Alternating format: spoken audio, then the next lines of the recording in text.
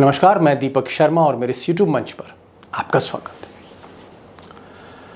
दोस्तों, मीडिया से बड़े अजीबोगरीब रिश्ते रहे हैं मोदी जी के। गुजरात दंगों में जब देश की मीडिया ने मोदी जी को घेरना शुरू किया तो उनके रिश्ते मीडिया से धीरे धीरे खराब होते चले गए और इतने खराब हुए, ऐसे हालात आए कि एक आध इंटरव्यू में जब मोदी जी से तल्ख सवाल पूछे गए तो मोदी जी बीच इंटरव्यू में उठकर चले गए।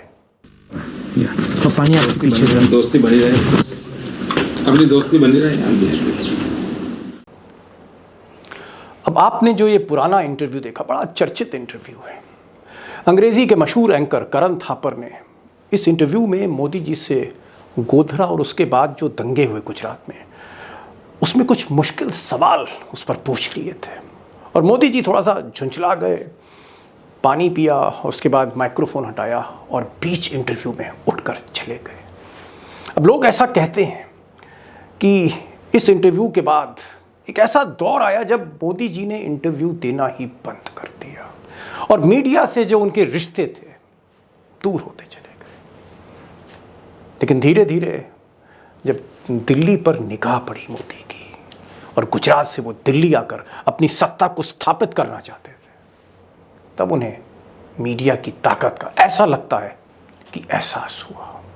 और सत्ता में आकर जिस व्यक्ति को ये कहा जाता था जिसके बारे में कि उसने मीडिया से दूरियां बना ली हैं, जो मीडिया से बात नहीं करता, जिसे ऑब्सेशन है, उसी व्यक्ति ने मीडिया को सत्ता में आकर ऐसे मुट्ठी में बांधा कि लोग हिंदुस्तान की मेन स्ट्रीम मीडिया को गोदी मीडिया कहने लगे।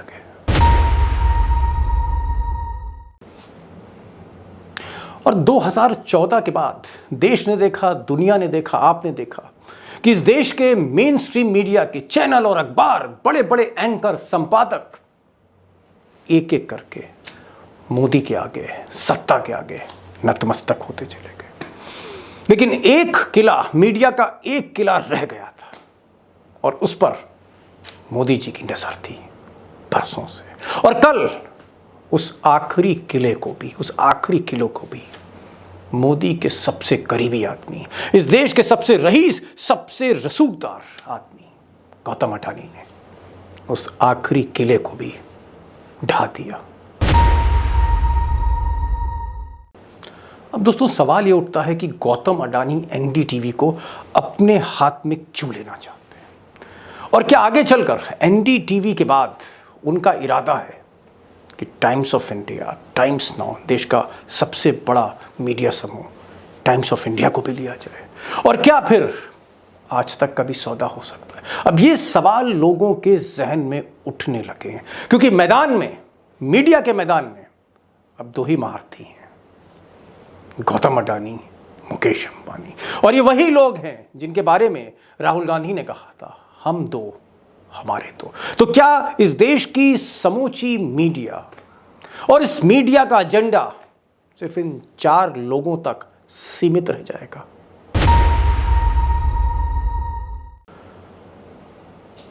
अब दोस्तों, आज मैं गोदी मीडिया पर बड़ी खबर, जी हाँ, बड़ा खुलासा करने जा रहा हूं। वो खुलासा जो शायद आज के दौर में बेहद जरूरी हो गया है क्योंकि आंखों के सामने जो दिख रहा है उस पर आप चुप नहीं रह सकते। क्योंकि ये जो सौदे हो रहे हैं देश के बड़े चैनल्स के, बड़े मीडिया घरानों के, इसका इंपैक्ट, सीधा इंपैक्ट 2024 में पड़ने जा रहा है। ये एक बहुत बड़े राजनीतिक खेल का हिस्सा है जिसे जानना बहुत जरूरी है। अब दोस्तों, इससे पहले कि हम गोदी मीडिया के सबसे बड़े खेल की तरफ बढ़ें, मैं चाहूँगा कि जो इस वक्त ज़मीनी हकीकत है उससे आप रूबरू हो जाइए। आज की तारीख में जो देश की मेन स्ट्रीम मीडिया है, मेन स्ट्रीम मीडिया से मेरा ताल्लुक़ है जो बड़े अखबार हैं, बड़े चैनल हैं, जैसे आज तक है, जी न्यूज़ है, इंडिया टीवी है, न्यूज़ 24 है, एनडीटीवी है, या times of India, Hindustan times, Dainik Jagran, Amar Ujala, ये जो मेन स्ट्रीम मीडिया है और तमाम चैनल्स हैं, इसमें बिजनेस चैनल भी हैं, हिंदी चैनल भी हैं, रीजनल चैनल्स भी हैं, रीजनल न्यूज़ चैनल भी हैं। तकरीबन 70% जो शेयर है वो इस शख्स का है, मुकेश अंबानी।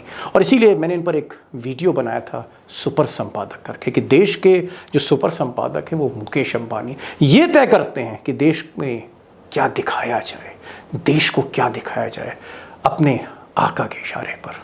तो मुकेश अंबानी को मैंने कहा था ये सुपर संपादक है, और ये वीडियो आप देख सकते हैं। लेकिन आज का जो सिनेरियो है, आज के सिनेरियो में जहां मुकेश अंबानी 70% के मार्केट शेयर पर है, गौतम अडानी भी बहुत तेज़ी से सीढ़ी चल रहे हैं। कुछ महीने पहले ही उन्होंने एक मीडिया कंपनी बनाई। मीडिया कंपनी में एक बहुत सुप्रसिद्ध पत्रकार जो हमारे भी सीनियर है, संजय पुगलिया, उनको उन्होंने उसका आप कह सकते हैं सर्वा बनाया, संजय पुगलिया साहब को।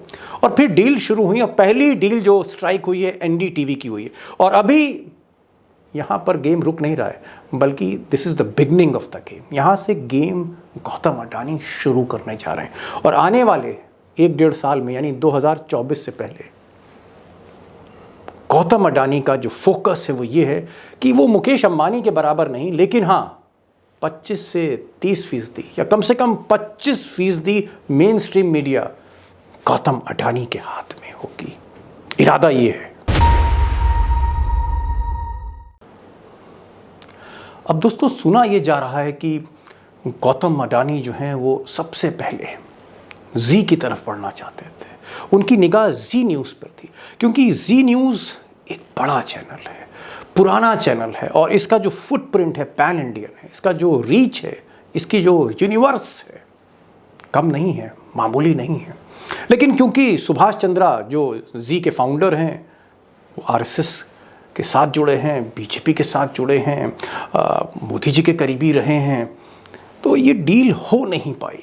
और गौतम अडानी को लगा कि जो रुख है वो उस आखिरी किले पर से शुरू करना चाहिए, जो किला कहीं ना कहीं मोदी के आड़े आ रहा था, यानी एनडीटीवी।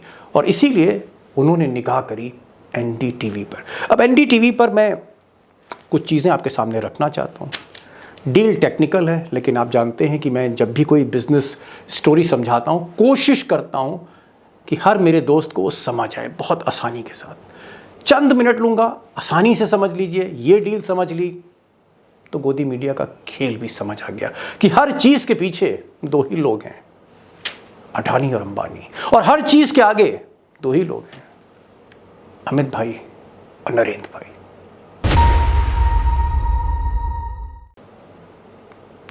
अब दोस्तों अगर ये आप एनडीटीवी की डील देखेंगे तो वाकई बड़ी विचित्र डील है, बिजनेस के लिहाज से भी और वैसे भी, मीडिया के लिहाज से भी और सरकार के लिहाज से भी और कॉरपोरेट कंपटीशन के लिहाज से भी बड़ी विचित्र डील है। क्योंकि इसके एक छोर में मुकेश भाई हैं और दूसरे छोर में गौतम साहब हैं, यानी जिन्हें आप कंपटीटर मानते हैं कि मुकेश अंबानी का कंपटीशन जो है वो गौतम अडानी से हो रहा है, लेकिन ऐसा नहीं है। अगर आप ये ग्राफिक्स देखें तो तस्वीर बड़ी आसानी से समझ में आएगी। दरअसल ये कहानी 400 करोड़ रुपए के लोन की है। वो लोन जो 2009-10 में मुकेश अंबानी ने दिया था प्रणव राय और राधिका रॉय। अब प्रणव राय और राधिका रॉय एनडीटीवी के मालिक हैं, और यहीं पर हमारे स्टार पत्रकार रवीश कुमार जी एंकरिंग करते हैं इसी एनडीटीवी में। 2009 में दरअसल दुनिया भर में मंदी थी, और उस मंदी के दौर में प्रणव राय भी स्ट्रगल कर रहे थे। पैसे की ज़रूरत हुई, चैनल चलाना था। मुकेश अंबानी सबसे रईस आदमी थे, और उन्होंने 400 करोड़ रुपए का लोन दिया।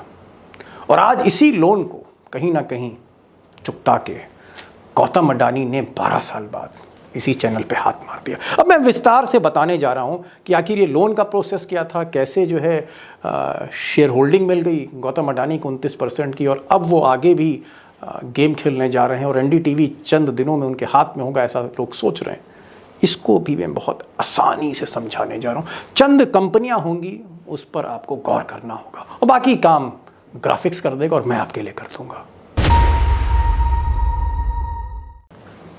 अब दोस्तों पर्दे के पीछे कैसे इस मुल्क में बिजनेस डील होती हैं, बड़ी बड़ी डील होती हैं, कैसे एक के बाद एक नई नई कंपनियां उभरती हैं, उसके उन कंपनियों के ज़रिए जो है वो ट्रांजैक्शंस होते हैं, पैसों का हस्तांतरण होता है, ये सब कुछ आपको इस डील में पता लगेगा। अगर आप ग्राफिक्स देखें तो रिलायंस इंडस्ट्री की कंपनी है रिलायंस इंडस्ट्रियल इन्वेस्टमेंट, और रिलायंस इंडस्ट्रियल इन्वेस्टमेंट की एक कंपनी, उससे जो लिंक है वो शिनानो रिटेल है, और शिनानो रिटेल जो ये तीसरी कंपनी है उसके नीचे है विश्व प्रधान कॉमर्शियल यानी VPCL। अब ये जो VPCL है इसी के ज़रिए पैसा दिया गया था 403 करोड़ रुपए RRPR को। अब RRPR का मतलब क्या है? RRPR का मतलब है राधिका रॉय और प्रणव रॉय। ये NDTV की कंपनी थी। यानी पैसा रिलायंस इंडस्ट्रियल इन्वेस्टमेंट से शिनानो के पास आया, जो भी रिलायंस की कंपनी थी, फ्रंट कंपनी थी, उससे VPCL के पास आया, और VPCL ने 403 करोड़ रुपए प्रणव राय को दिए। तो ये जो ट्रांजैक्शन था मुकेश अंबानी का, ये 2009 का था। 403 करोड़ रुपया चला गया। अब इस 403 करोड़ रुपए जो गए NDTV को, जो VPCL ने दिए, तो VPCL के पास तकरीबन 29% उनके पास, आप कह सकते हैं, शेयर होल्डिंग की ताकत आ गई। यानी उनके पास एक ऑप्शन आ गया कि अगर ये 400 करोड़ रुपया नहीं लौटाया जाता है तो हम आपके 29% शेयर खरीद लेंगे। ये ताकत थी VPCL के पास। और VPCL को 2012 में मुकेश अंबानी साहब के एक मित्र और रिलायंस जियो के डायरेक्टर महेंद्र नाटा साहब की कंपनी ने ले लिया, नेक्स्ट वेव टेलीवेंचर ने, जिनकी 2 कंपनियां थीं, स्काई ब्लू। और फिर एक हफ्ते पहले अडानी ग्रुप ने VPCL को खरीद लिया। और जब VPCL को खरीदा तो उनके पास प्रणव राय और राधिका राय के 29% शेयर खरीदने की ताकत भी आ गई। तो कुल मिलाकर आप देखेंगे कि सिलसिला शुरू हुआ मुकेश अंबानी से, बीच में कई कंपनियां आईं और सिलसिला ख़त्म हुआ अडानी पर। तो कहीं ना कहीं सहमति तो रही होगी। और जब अमित भाई हों, नरेंद्र भाई हों, गुजरात लॉबी हो, तो सहमति तो बननी ही है। अब दोस्तों, कहानी को थोड़ा और भीतर तक समझने के लिए NDTV का जरा शेयर होल्डिंग भी समझ लेते हैं कि किसके पास कितने शेयर हैं। तो तकरीबन 61% के आसपास प्रमोटर यानी राधिका रॉय और प्रणव राय साहब के पास हैं, जिनमें से 29% शेयर गौतम अडानी साहब की कंपनी ने ले लिए हैं। और बाकी पब्लिक के पास हैं तकरीबन 23%, और आप कह सकते हैं जो फाइनेंशियल इंस्टीट्यूशंस हैं उनके पास 14% शेयर हैं।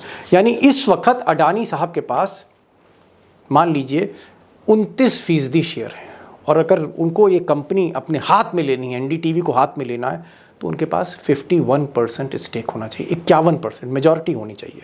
इसके लिए उनको ज़रूरत होगी 26% शेयर की, 26%। और इसके लिए उन्होंने एक पब्लिक ऑफ़र दे रखा है, एक ओपन ऑफ़र दिया है सेबी के थ्रू कि भाई अगर जो शेयर बेचना चाहे तो हम हाजिर हैं, हम खरीदेंगे। उन्होंने एक भाव भी दे दिया है।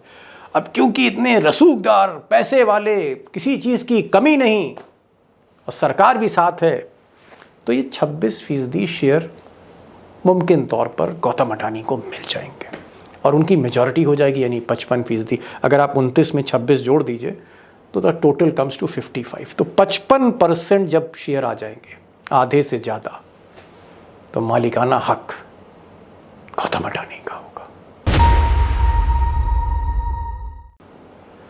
अब दोस्तों, एक चीज़ तो आपको समझ में आई रही होगी कि भले ही NDTV के जो मालिक हैं प्रणव राय, राधिका राय, आप ये कहते रहें कि साहब हमसे हमारी कंसेंट नहीं ली गई, हमसे पूछा नहीं गया, ये डील जो है एक हॉस्टाइल डील है, एक हॉस्टाइल टेक ओवर है, यानी जबरिया टेक ओवर कर लिया। लेकिन कहीं ना कहीं उन्होंने भी लोन ले रखा था। और सबसे बड़ी चीज़ है कि प्रणव राय, राधिका राय, इनको लगातार सरकार परेशान कर रही है किसी न किसी मामले में, कभी ED, कभी CBI, कभी एयरपोर्ट पे रोक लिया जाता है। परेशान हैं, बेहाल हैं और कोई सुनवाई भी नहीं है। और ऐसे में जहाँ मुल्क के जो सबसे ताकतवर 4 लोग हैं अगर एक हो जाए, जहाँ 4 यार मिल जाएं, तो आप सोचते हैं क्या होता है। इसलिए मुझे लगता है, ये मेरी गट फीलिंग है, हो सकता है आने वाले दौर में कोई ऐतिहासिक फैसला आ जाए या कोई सुप्रीम कोर्ट कोई राहत दे दे, मैं इस पर नहीं कह रहा, लेकिन लब्बो लुआब ये है कि ये चैनल आप मान लीजिए NDTV, ये गौतम अडानी का हो गया है। लेकिन खबर ये नहीं है, खबर ये है कि व्हाट्स नेक्स्ट, अगला टारगेट क्या। और ऐसा सुनने में आ रहा है कि इस देश का सबसे बड़ा अखबार टाइम्स ऑफ इंडिया न Bharat times, economic times, times now और उसका हिंदी चैनल और भी कई चैनल, इस पर निगाह है गौतम भाई अडानी की। और 2014 के बाद गौतम भाई जहां निगाह करते हैं तो जैसे सारी कायनात उनके चारों ओर घूमती है। आज हालात कुछ ऐसे ही हैं। उनका जो टारगेट है वो ये है कि एक और बड़ा ग्रुप लें, कुछ वेबसाइट्स लें, कुछ अखबार लें, क्योंकि टक्कर तो मुकेश अंबानी को ही देनी है जहाँ तक बराबरी की बात है, स्टेटस की बात है।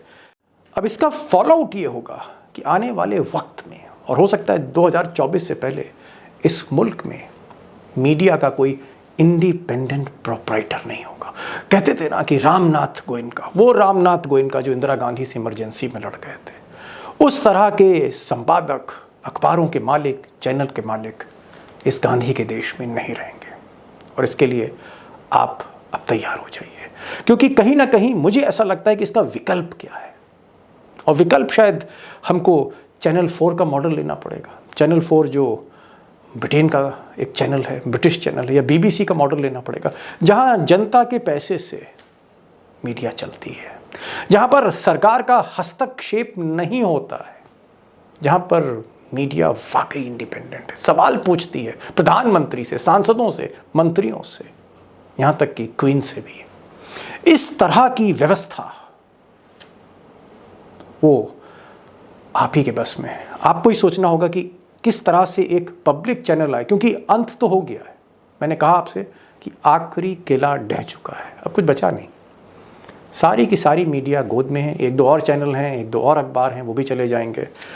और हकीकत ये होगी कि देश के 2 सबसे अमीर आदमी, देश के 2 सबसे ताकतवर आदमी, 2 सबसे ताकतवर आदमी, 2 सबसे अमीर आदमी, इन्हीं के पास देश का दर्पण होगा, देश का आईना होगा, जिसे आप देखेंगे और हकीकत जानेंगे, सच जानेंगे। और वो कितना सच होगा ये आप तय कर सकते हैं। तो हमें इस पर सोचना पड़ेगा। और नेक्स्ट वीडियो मेरी कोशिश रहेगी कि मैं अजीत अंजुम से बात करूं, मैं अभिसार शर्मा से बात करूं, मैं पूर्ण प्रसून वाजपेयी से बात करूं, इन लोगों से पूछूं कि ये क्या सोचते हैं। क्योंकि ये जो लोग हैं, विनोद कापड़ी, पूर्ण प्रसून वाजपेयी और अजीत अंजुम, ये 10-10 साल, 15-15 साल ये चैनल के हेड रहे हैं, इस देश के एक बड़े हस्ताक्षर रहे हैं। और कुछ आपको सोचना होगा, आपको तय करना होगा। तो आज का जो कमेंट बॉक्स है वो बहुत इंपॉर्टेंट है। मैं ज़रूर आपके कमेंट जानना चाहूँगा, और मैं ये भी जानना चाहूँगा कि ये लोग क्या सोच रहे हैं। वो पत्रकार जिनकी अभी भी रीढ़ की हड्डी बची है, जो वाकई करंट के अगेंस्ट खड़े हैं, लहर के सामने खड़े हुए हैं, उनके दिल में, उनके मन में क्या चल रहा है। तो मिलजुल कर हम ही आपको तय करना होगा कि देश में जो आईना है इसको साफ कैसे रखा जाए, जो सच दिखा सके, जो हकीकत बता सके। क्योंकि ज़रूरत 130 करोड़ के लोगों को आज के दौर में सच जानने की है, अपने अधिकार जानने की है। तो आज बस इतना ही। आखिर में वही कि इस चैनल को शेयर करिए, इस चैनल को सब्सक्राइब करिए, अपने कमेंट्स लिखिए, बेल आइकन क्लिक करिए, आपको नोटिफिकेशन मिल सके। तो आज बस इतना ही। और हाँ, अगर आप गोदी मीडिया पे और मीडिया कितनी भ्रष्ट हो चुकी है, इस पर अगर आप माइक्रो लेवल पे जाना चाहते हैं तो ये कुछ वीडियोस आप देख लीजिए मेरे। ये आपको बताएंगे माइक्रो लेवल पे स्थिति क्या चल रही है और मुकेश अंबानी ने कैसे इतना बड़ा साम्राज्य खड़ा किया, वो भी आपको पता लगेगा। जिस दिन मोदी जी ने शपथ ली थी उसी दिन मुकेश अंबानी भी संपादक बन गए थे। ये सारी चीज़ें आपको इन वीडियोज़ में पता लगेंगी अगर आप इनको क्लिक करके देखना चाहें। आज बस इतना ही। मिलेंगे फिर एक नई वीडियो के साथ। तब तक के लिए नमस्कार।